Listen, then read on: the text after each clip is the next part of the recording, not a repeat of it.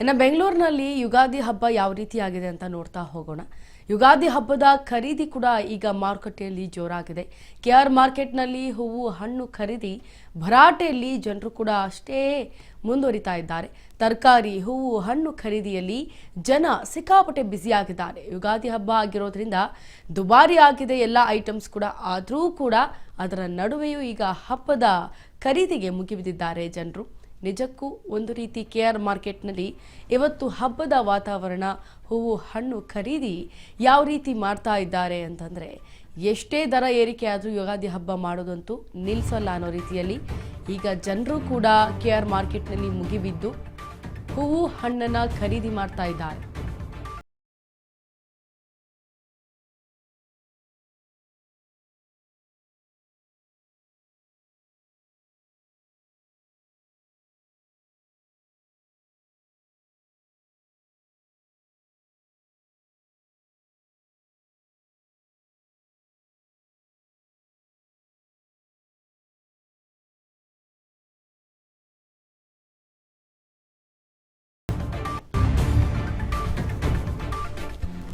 ನೋಡಿ, ಬೆಳ್ಳಂಬೆಳಗ್ಗೆ ಬೆಂಗಳೂರಿನಲ್ಲಿ ಯುಗಾದಿ ಹಬ್ಬದ ಪ್ರಯುಕ್ತ ಯಾವ ರೀತಿಯಾಗಿ ತಮ್ಮ ಮನೆಗಳಲ್ಲಿ ಜೋರಾಗಿ ಹಬ್ಬವನ್ನು ಸಂಭ್ರಮ ಸಡಗರದಿಂದ ಮಾಡಬೇಕು ಅಂತೇಳಿ ಹೂವುಗಳನ್ನು ಹಣ್ಣುಗಳನ್ನು ಖರೀದಿ ಮಾಡ್ತಾ ಇದ್ದಾರೆ. ದೃಶ್ಯಾವಳಿಗಳಲ್ಲಿ ಗಮನಿಸ್ತಾ ಇದ್ದೀರಿ. ಹಾಗೆ ಬೇವಿನ ಸೊಪ್ಪನ್ನು ಕೂಡ ಖರೀದಿ ಮಾಡ್ತಾ ಇದ್ದಾರೆ.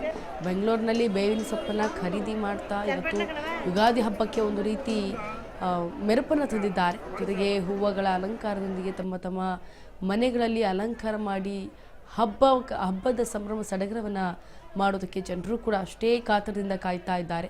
ತರಕಾರಿ ಹೂವು ಹಣ್ಣುಗಳನ್ನು ಖರೀದಿ ಮಾಡಿ ಎಂಜಾಯ್ ಮಾಡ್ತಿದ್ದಾರೆ. ಇನ್ನೊಂದು ಕಡೆ ಹಬ್ಬ ಅಂತಲೇ ಅಂದರೆ ಹಬ್ಬದ ಸಮಯದಲ್ಲಿ ತರಕಾರಿ ಹೂವು ಹಣ್ಣು ಯಾವುದೇ ಆದರೂ ದುಬಾರಿ ಆಗುತ್ತೆ.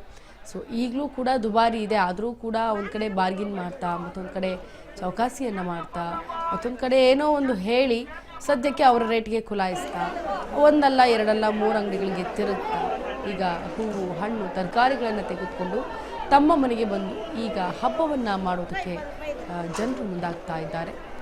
ದುಬಾರಿ ನಡುವೆಯೂ ಕೂಡ ಈಗ ಹಬ್ಬದ ಖರೀದಿಗೆ ಮುಗಿಬಿದ್ದಿದ್ದಾರೆ ಜನರು. ಚನ್ನಪಟ್ಟಣ ಕಣವ